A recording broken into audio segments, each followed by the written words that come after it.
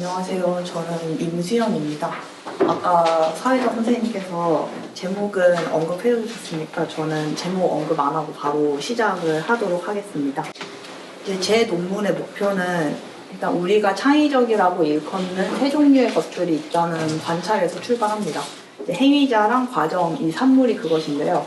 이 중 이제 무엇을 우리가 창의적이라고 하는지에 따라서 창의성에 대한 숙고에서 중점적으로 고려하는 사항도 조금씩 달라집니다. 예를 들면 이제 창의적인 요리사의 경우에는 그 요리사가 어떤 성향이나 역량을 지녔는지를 고려하는 경향이 있고, 그리고 뭐 창의적인 이 어떤 요리의 과정이 창의적이다라고 말할 때는 그 과정에서 어떤 활동이 수행이 되었는가를 이제 고려하는 경향이 있고, 그리고 이제 요리가 창의적이다라고 말할 때는 그 요리가 갖고 있는 어떤 특징, 뭐 새로움이나 가치 같은 특징들을 고려를 하는 경향이 있죠. 이렇게 이제 창의적이라고 일컬을 수 있는 세 가지의 것들 중 어떤 것을 기반으로 삼아서 다른 창의적인 것을 설명할 것인가, 이 질문이 이제 철학자들이 답해야 하는 질문으로 떠오르게 되는데요. 이 질문에 어떻게 답하는지에 따라서 저는 창의성에 대한 여러 가지 철학적인 설명들이 있는데 그 설명들을 세 갈래로 구분을 할 수 있다고 생각합니다. 이제 첫 번째가 역량 중심 이론이고, 두 번째가 과정 중심 이론, 마지막이 산물 중심 이론인데요. 이제 제가 이 논문을 통해서 하고 싶은 거는 산물 중심 이론도 과정 중심 이론과 역량 중심 이론처럼 지지할 만한 선택지가 될 수 있다는 것을 밝히는 것입니다. 그래서 이제 먼저 제가 앞에서 언급한 이 세 이론들을 간단하게 소개를 하려고 하는데요. 이제 먼저 역량 중심 이론부터 설명하자면, 이 역량 중심 이론은 행위자가 지니는 역량, 성향을 기반으로 창의적인 산물과 창의적인 과정을 설명하는 이론입니다. 그러니까 어떤 산물이나 과정이 창의적인 이유를 그 산물을 만드는 과정에서 아니면 과정 자체에서 이 역량이 활용되었다, 행위자가 가진 특별한 역량이 활용되었다는 것에서 찾는 이론입니다. 저는 이 이론의 한 사례가 키이란의 덕으로서의 창의성 이론이라고 생각하는데요. 이제 키이란은 창의적인 행위자가 가진 성향을 덕으로 설명을 합니다. 그 덕이 이제 바로 적절한 이유에 내재적으로 동기부여되는 성향이고요. 이 적절한 이유는 행위자가 만들려고 하는 유형의 산물이 뭐인지에 따라서 조금씩 달라지는데, 만약에 이제 행위자가 회화를 만들려고 한다면 회화와 연관된 가치, 그리고 기존의 회화와의 차이, 그러니까 새로움을 그 자체로 추구하는 성향을 행위자가 가지고 있어야만 행위자가 회화를 만드는 과정의 실험과 탐색을 적절한 방향으로 이끌어갈 수 있고, 또 결과적으로 새롭고 가치 있는 회화를 만들어낼 수 있다는 것이 키이란의 설명입니다. 그리고 이제 키이란은 이런 성향을 기반으로 창의적인 산물과 창의적인 과정도 설명을 합니다. 창의적인 산물은 위와 같은 성향을 활용해서 만들어낸 새롭고 가치 있는 산물, 그리고 창의적인 과정은 위와 같은 성향을 활용해서 산물을 만드는 어떤 실험과 탐색의 과정이라고 설명을 하는 것이죠. 그리고 이제 과정 중심 이론은 이제 창의적인 과정을 기반으로 창의적인 산물과 창의적인 행위자를 설명을 하는 이론입니다. 그러니까 산물과 행위자가 창의적인 핵심적인 이유는 그 사람이 참여하는 과정에 있다고 보는 그런 이론이에요. 이 창의적인 과정을 이제 설명적 기반으로 삼는 이론들이 이 과정의 특징을 설명하기 위해서 사용하는 개념들이 좀 다르긴 한데, 저는 이렇게 요약을 합니다. 이제 행위자가 자신의 행위 역량, 여기서 이 행위 역량은 특별한 역량은 아니고 그냥 모든 사람들이 다 갖고 있는 의도적인 행위의 역량이라고 생각을 하시면 돼요. 자신의 행위 역량을 능동적으로 활용을 해서 새로운 것을 탐색하면서 자신에게 심리적으로 새로운 무언가를 알게 되는 어떤 발견적인 과정이라고 이제 할 수 있는데요. 이제 과정 중심 이론에서 특징적인 점은 이런 과정에 잘 참여하는 역량을 가정하지 않는다는 점입니다. 그 점에서 이제 역량 중심 이론이랑 구분이 되고요. 또 이 과정에 참여한 결과 어떤 완성된 결과물이 없어도 이제 상관없다고 보았다는 점에서도 특징적입니다. 이제 저는 과정 중심 이론을 지지한 학자는 스톡스가 대표적이라고 생각을 하고, 이 스톡스는 이제 위와 같은 창의적인 과정에 대한 설명을 바탕으로 창의적인 행위자는 위와 같은 과정을 거친 주체, 혹은 뭐 위와 같은 과정을 통해서 새롭고 가치 있는 산물을 만들어낸 주체로 이제 설명을 합니다. 그리고 창의적인 산물은 위의 과정을 통해서 만들어진 이제 새롭고 가치 있는 산물, 이런 식으로 설명을 하는 거죠. 그 산물 중심 이론은 창의적인 산물을 기반으로 창의적인 과정이나 창의적인 행위자를 설명을 하는 이론입니다. 이때 산물은 작업이 완료됨으로써 생겨나는 지각 가능한 결과물인데요. 이제 물리적인 성질을 갖는 산물부터 이제 수행을 통해서 실현되는 산물, 물리적인 형태와 어떤 수행을 통해서의 실현 없이 아이디어들의 체계로서 존재하는 산물도 이제 포함이 됩니다. 그리고 이제 산물 중심 이론은 창의적인 산물의 규정을 바탕으로 창의적인 행위자와 창의적인 과정을 이 창의적인 산물과 특정한 관계에 있는 행위자나 산물로 설명을 합니다. 그런데 이제 과정 중심 이론이랑 역량 중심 이론과 달리 이 이론을 지지한 대표적인 학자를 찾기가 어려운데요. 좀 드문드문 있습니다. 이 철학 이론들을 이렇게 살펴보면은 이 이론을 지지한 학자들은 드문드문 있고 하나의 이론적 흐름을 형성을 하지 못했다는 것을 이제 관찰할 수 있습니다. 그렇게 이제 산물 중심 이론이 별로 지지를 받지 못했던 이유가 무엇일까? 이 이론이 이제 많은 비판을 받았기 때문이에요. 그 비판들을 제가 소극적 논변과 적극적 논변이라고 구분을 해서 이제 설명을 할 텐데요. 소극적 논변은 산물 중심 이론은 창의성이라는 말이 실제로 사용되는 방식, 그러니까 창의성이라는 말의 적용에 대해서 우리가 가진 직관을 설명해주지 못한다라고 이제 비판하는 논변입니다. 그래서 제가 논문에는 실제로 2개를 소개를 해놨는데 여기서는 하나만 소개를 하겠습니다. 이제 브레이너드의 소극적 논변은 다음과 같이 전개가 되는데요. 이제 먼저 운의 연쇄적 작용으로 행위와 산물 사이가 연결되는 경우 그 산물을 만든 이는 창의적이지 않다. 이거는 이제 우리가 받아들여야 하는 어떤 창의성에 대한 어떤 직관적인 사실이라고 이제 상정이 됩니다. 이제 예를 들어서 저 그림에 나타난 상황처럼 문을 열었는데 실수로 이제 문 앞에 있던 물감통이 엎어져서 아름답고 새로운 패턴의 이제 그림이 만들어진 경우, 이제 그 그림은 창의적이지 않고 이 그림을 이제 만든 사람도 창의적이지 않다는 거죠. 그런데 산물 중심 이론은 이제 특정한 산물과의 관계만 확보되면, 그러니까 새롭고 뭐 가치 있는 산물과의 관계만 확보되면 행위자나 과정을 창의적이라고 할 수 있다고 주장하는 이론이다. 그렇기 때문에 이제 산물 중심 이론은 창의성이라는 말을 사용할 때 우리가 1번처럼 행위자와 산물 사이에 더 긴밀한 관계를 기대한다는 점을 설명하지 못한다라고 비판을 하는 거죠. 근데 저는 이런 논변에는 문제가 있다고 생각하는데요. 그 문제가 바로 이 2번에 있다고 봅니다.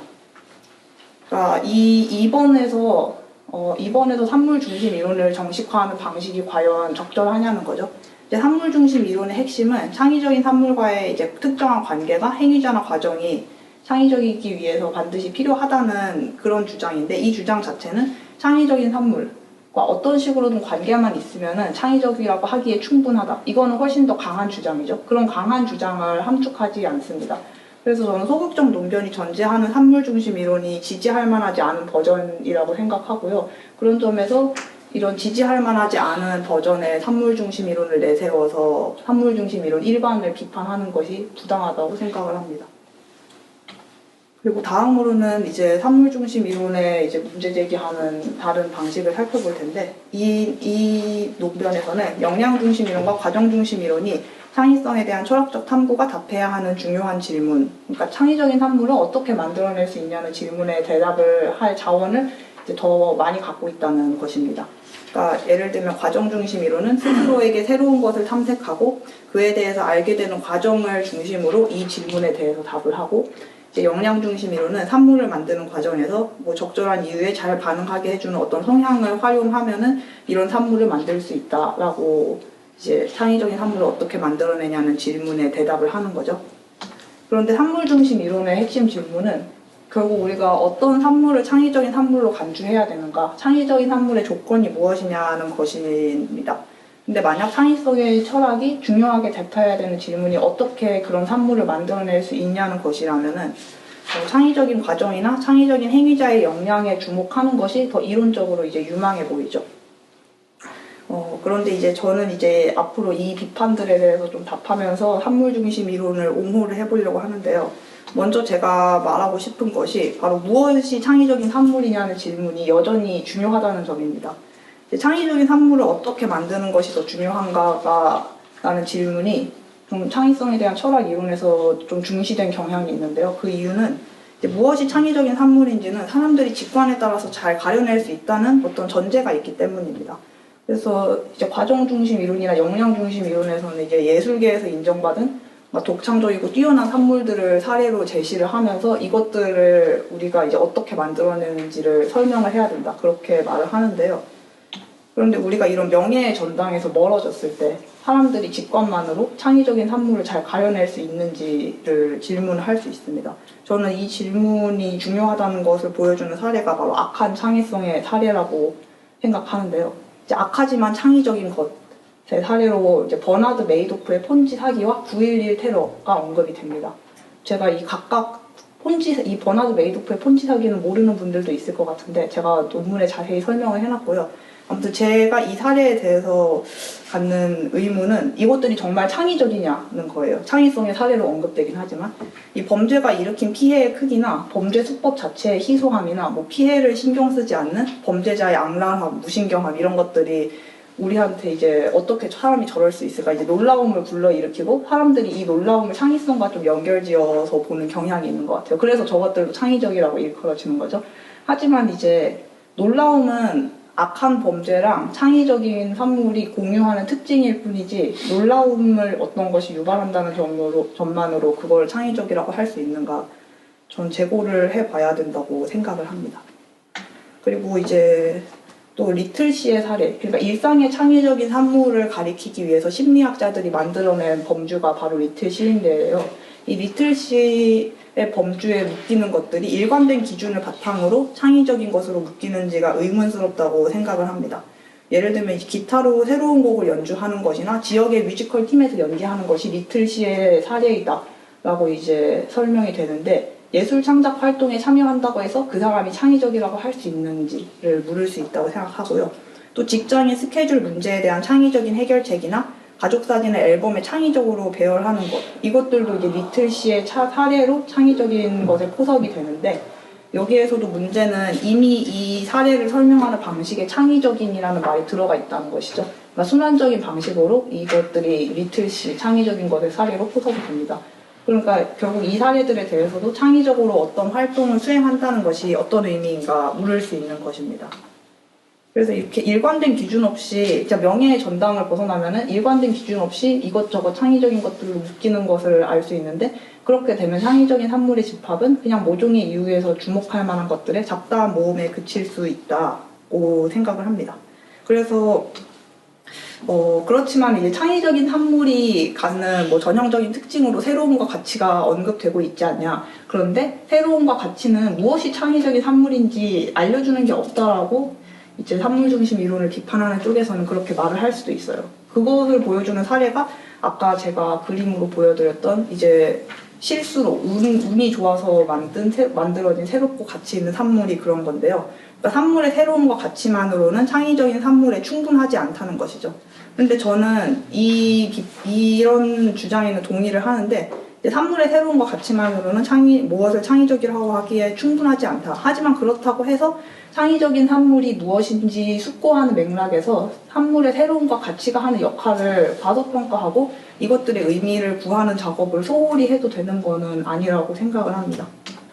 그래서 예를 들어서 제가 그 산물의 새로움과 가치가 중요하다는 것을 보여주는 사례를 한번 만들어 봤는데 인상주의 양식을 좋아하는 어떤 사람이 있다고 해봅시다. 그 A라는 사람은 인상주의 기법을 사용해서 이제 자기 삶의 장면을 그리는 법을 배우고 있어요.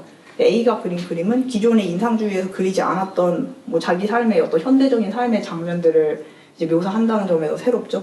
그리고 또 인상주의 기법을 이제 이 사람이 잘 써요. 그래서 그 기법을 잘 사용하는 것에서 비롯된 적당한 형식미도 같습니다. 그래서 이 그림은 새롭고 가치가 있어요. 하지만 이 그림이 창의적이냐고 물으면은 우리는 이제 고개를 좀 갸웃하게 된다는 거죠. 즉, 이 그림은 사소한 의미에서는 새롭고 가치가 있지만은 창의적이라는 말로 인정할 만큼 이 그림에 어떤 칭찬할 만한 국면이 있는가는 분명하지 않다고 생각을 합니다. 물론 이 역량 중심 이론이나 과정 중심 이론에서는 이런 식으로 A가 그린 그림을 창의적이지 않다라고 설명할 수 있어요. A가 그림을 그리면서 인상주의를 모방했고 모방은 기계적인 재생산이기 때문에 이 그림은 창의적이지 않다라고 이제 말할 수 있는데 근데 모든 모방이 정해진 절차를 그대로 따르면서 기존에 있는 그림을 재생산하는 것은 아니죠. 그러면 A가 만약에 어떤 장면을 그릴지 그리고 이 장면을 어떻게 묘사할지에 대한 구상을 인상주의 기법을 배우면서 그리고 그 인상주의의 방식으로 어떤 장면을 보는 법을 배우면서 직접 뭔가 몇 개의 스케치를 만들어 보면서 구체화했으면은 이 사람은 그 아까 과정 중심 이론이 말한 창의적인 과정에 참여했다고 할 수 있지 않을까? 저는 그렇게 생각을 합니다. 그리고 이 A가 가진 어떤 인상주의에 대한 애정 덕분에 이 사람이 인상주의의 어떤 형식미를 추구하는 것에 내재적으로 동기부여되는 성향을 가졌고 그 성향을 활용해서 그림 그리는 과정을 이끌어 갔다면은 이 사람은 이제 아까 이제 역량 중심 이론에서 말했던 어떤 특별한 역량을 활용해서 새로운 꼭 가치 있는 그림을 만들었다고도 이제 할 수 있는 거죠.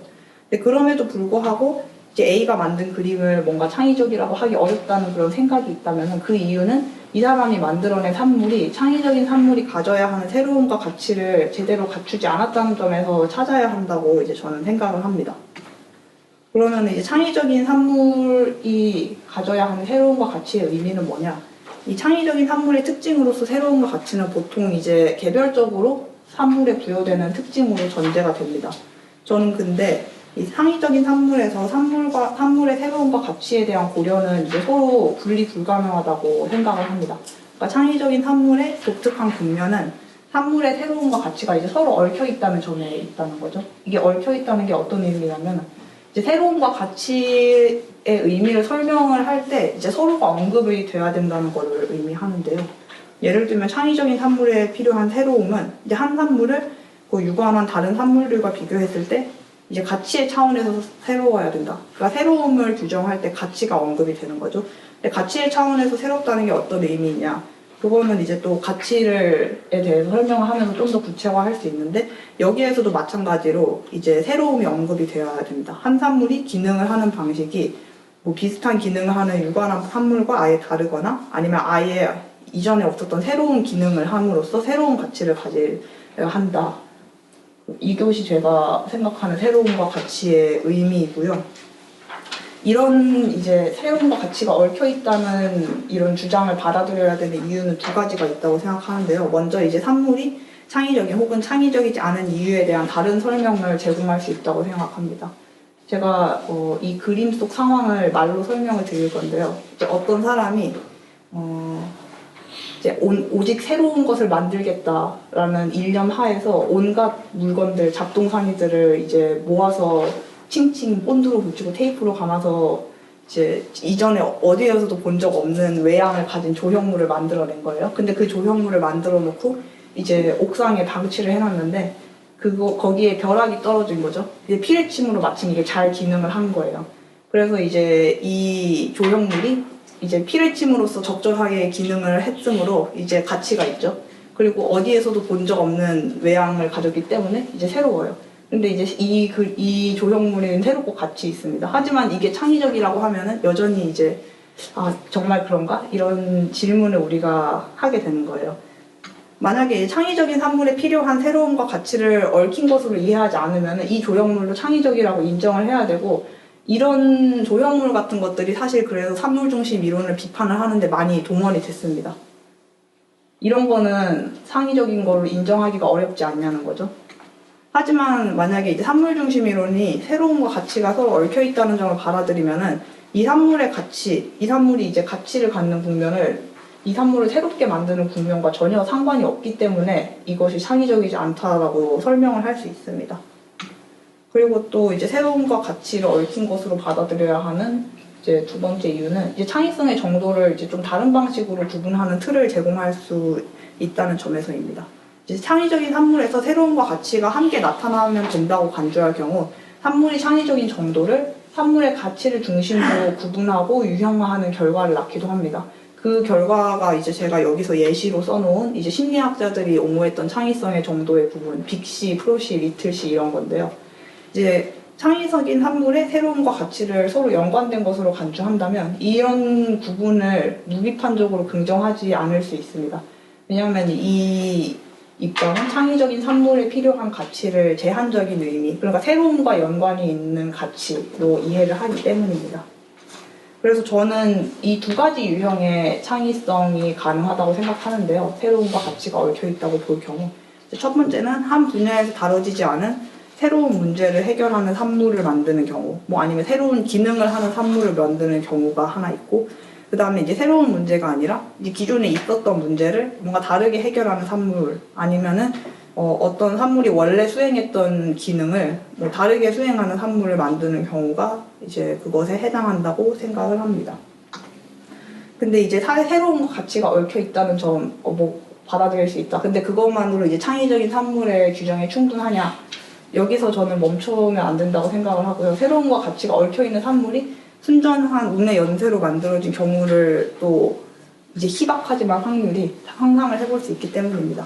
근데 이 사례에서 저는 이 산물이 창의적이지 않은 이유를 설명하기 위해서 과정 중심 이론이나 역량 중심 이론이 말하는 뭐 그런 과정을 통해서 만들어지지 않았다, 아니면 이런 특별한 역량을 활용해서 만들어지지 않았다, 그런 식으로 설명할 수도 있지만 저는 굳이 그 설명을 받아들이지는 않아도 된다고 생각합니다. 그냥 이런 산물이 창의적이지 않은 이유는 행위자가 그 산물을 의도적으로 만들었다고 할 수 없기 때문이라는 설명만으로 충분하다고 저는 생각을 합니다. 그러니까 이 상황 속에서 이 사람은 문을 의도적으로 열었지, 이런 그림을 뭔가 의도적으로 만들기 위해서 문을 여는 각도를 뭔가 미세하게 조정한다든지 그렇게 하지 않았으니까 이 그림을 의도적으로 만들었다고 이제 할 수 없는 거죠. 그런데 만약에 행위자가 의도적으로 새로움과 연관된 가치를 갖는 산물을 만들었다면은 그 행위자한테 새로움과 연관된 가치를 갖는 산물을 만들 의도를 귀속해야 하는데, 그게 좀 과하게 이 산물을 만드는 과정을 너무 계획적인 것, 아니면 운의 작용을 배제하는 그런 작용으로 만들지 않냐라고 이제 물을 수 있는데요. 근데 이 질문은 의도적인 행위와 행위할 의도 사이의 어떤 단순한 관점을 전제로 한 질문입니다. 여기서 단순한 관점은 의도적으로 X하기가 X할 의도를 실현한 행위이고, 그러한 의도를 전제하는 그런 식으로 이제 행위를 설명하는 관점인데요. 이제 브레트만이 단순한 관점을 비판을 한 바 있습니다. 그러니까 X를 의도하고 이 X할 의도에 따라서 의도적으로 X하는 것도 가능하지만, X할 의도는 행위자가 가진 어떤 다른 여러 심리 상태들의 역동에 의해서 다른 행위 Y를 동기부여할 잠재력을 지닐 수 있다. 이거를 요약하면은 의도적으로 Y 하지만 그게 반드시 이제 Y할 의도에 의해서 촉발된 게 아닐 수 있다는 거예요. X할 의도에 의해서 의도적으로 Y 하는 것도 가능하다는 것이 이제 브레트만의 이제 주장이고요. 이러한 그의 논점이 타당하다면은 새로움과 연관된 가치를 갖는 산물을 의도적으로 만든다는 것은 반드시 그 산물을 만들 의도를 함축하지 않을 수 있습니다. 그럼에도 이제 문을 열 의도로까지 이렇게 너무 산물을 만드는 것과 연관 없는 의도면은 이제 안 되잖아요. 그러면은 이제 새로움과 연관된 가치를 갖는 산물을 의도적으로 만들 때 이제 개입하는 의도가 무엇이냐, 이런 질문을 할 수 있는데, 저는 이 의도가 꼭 이제 새로움과 연관된 가치를 갖는 산물을 만드는데 이제 나타나야 하는 특별한 의도라고 생각하지 않아요. 왜냐하면은 창의적인 산물의 특별함은 그 산물의 새로움과 가치가 얽혀 있다는 점에 있기 때문에, 이 의도가, 행위자가 갖는 의도가 뭐가 특별해야 된다고 생각하지 않습니다. 저는 행위자가 특정한 유형의 산물을 만들겠다는 의도, 아니면 특정한 맥락에서 문제 현상을 다뤄보겠다는 의도, 이 정도로만 이제 서술해도 충분하다고 생각하고요. 이 의도는 산물을 만들 때 참조할 맥락과 산물을 만들기 위한 행위의 전개 방향성을 이제 제한하는 기능을 합니다. 그래서 제 입장을 요약하면요, 창의적인 산물에 대한 저의 입장, 한 산물 X가 창의적이려면은 이 X는 특정한 맥락에서 새로운 가치를 갖거나, 아니면 기존의 가치, 여기서 제가 기존이라는 말을 좀 썼어야 되는데, 기존에 있는 어떤 가치를 갖는 방식이 달라야 된다. 그리고 그런 산물을 만드는 것이 행위자 혹은 집단에 의해 의도적으로 이루어져야 된다고 이제 생각하고요. 이런 의미의 창의적인 산물을 설명적 기반으로 삼는 창의성에 관한 이론은 이제 역량 중심 이론이나 과정 중심 이론처럼 창의성에 관한 철학적 사유를 전개하는 하나의 선택지로서 고려할 만하다는 것이 저의 생각입니다. 저는 이제 발표를 들어주셔서 감사합니다.